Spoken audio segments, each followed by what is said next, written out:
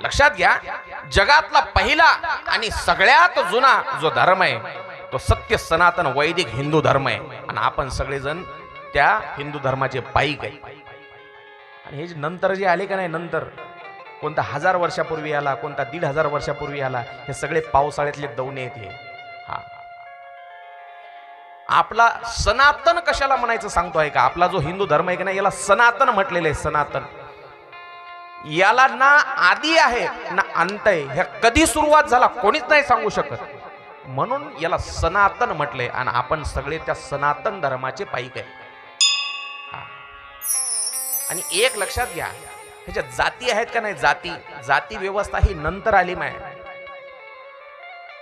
जे मुस्लिम राज्यकर्ते होऊन गेले, इंग्रज राज्यकर्ते होऊन गेले, यांनी ही जाती व्यवस्था आपल्या डोक्यामध्ये एवढी घट्ट बसवली, ती निघायला तयार नाही. हा मराठा आहे, हा ब्राह्मण आहे, किंवा हा वंजारी आहे, हा चांभार आहे, हा कुंभार आहे, हा बौद्ध आहे. ह्या जाती नंतर कामानुसार पडल्या. कामानुसार काय म्हणतोय मी? कर्मानुसार, कामानुसार पडल्या. आधी फक्त वर्ण होते, 4 वर्ण होते: ब्राह्मण, क्षत्रिय, वैश्य आणि शूद्र.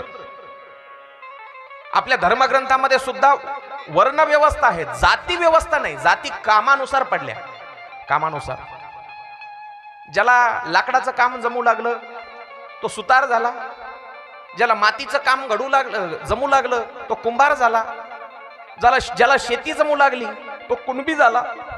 असे ज्याच्या त्याच्या कामानुसार काम त्या जाती आल्या.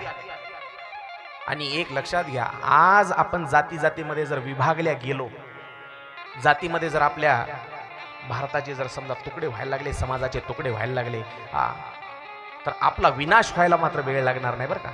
एक लक्षात घ्या, पुरुष मंडळी, महिला मंडळी, मी असं नाही म्हणत तुमची जात सोडून द्या, नाही, आपल्या आपल्या तत्वानं वागा तुम्ही, पण जातीभेद करून एकमेकाचे मन दुखावण्यापेक्षा एकीनं राहा मायबाप. बस एक है तभी सेफ है, बटोगे तो कटोगे. आपण जर जातीमध्ये वाटल्या गेलो तर आपली सुंथा व्हायला वेळ लागणार नाही. उद्या तुम्हाला कपाळावर कुंकू आणि मला कपाळावर गंध सुद्धा लावण्याचा अधिकार येणाऱ्या काळामध्ये राहणार नाही, एवढं लक्षात घ्या फक्त बस. जातीमध्ये विभागणी नका करू. चला, म्हणून आपण सनातन हिंदू आहेत, आणि प्रत्येकानं म्हणायचं मला गर्व आहे हिंदू असण्याचा, मला गर्व आहे हिंदू असण्याचा. चला.